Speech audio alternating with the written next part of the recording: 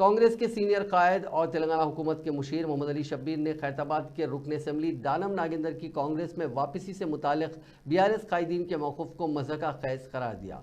मंगल को एक सहाफ़ती बयान में शब्बीर अली ने कहा कि साबिक़ चीफ मिनिस्टर चंद्रशेखर राव ने ही तेलंगाना में अपोजिशन जमातों में इन्हिराफ का चलन शुरू किया था। उन्होंने याद दिलाया कि केसीआर ने जून 2014 में इक़्तिदार संभालने के फ़ौरन बाद इन्हिराफ का कल्चर शुरू किया था और 2014 और 2018 के दरमियान केसीआर ने 4 अराकीन पार्लियामेंट, 25 अराकीन असेंबली, 18 एमएलसीज़ के इन्हिराफ को अंजाम दिया।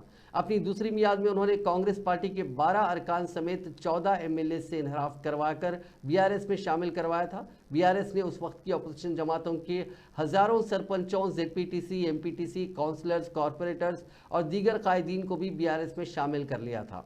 शब्बीर अली ने निशानदेही की कि बीआरएस पार्टी सिर्फ और सिर्फ इन्हिराफ की बुनियाद पर ही जिंदा रही और फली फूली। उन्होंने रिमार्क किया कि बीआरएस कायदीन आज दानम नागेंद्र को नाअहल करार देने की दरख्वास्त जाहिर कर स्पीकर गडम प्रसाद कुमार से 3 माह के अंदर कार्रवाई करने का मुतालबा कर रहे हैं। उन्होंने याद दिलाया कि तलसानी श्रीनिवास यादव जो टीडीपी के टिकट पर मुंतखब हुए थे, उन्होंने सनत नगर हल्के से एमएलए की हैसियत से इस्तीफा दिए बगैर केसीआर की काबीना में उन्हें शामिल किया गया था। उन्होंने 1 साल से ज़्यादा अरसे तक गैर कानूनी तौर पर काबीना के वजीर के तौर पर खिदमत अंजाम दी।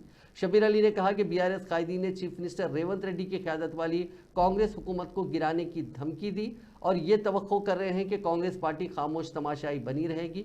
शब्बीर अली ने कहा कि बीआरएस के मज़ीद कई एमएलएज़, एमएलसीज़ और अराकीन पार्लियामेंट और दीगर कायदीन जल्द ही कांग्रेस पार्टी में शामिल हो सकते हैं।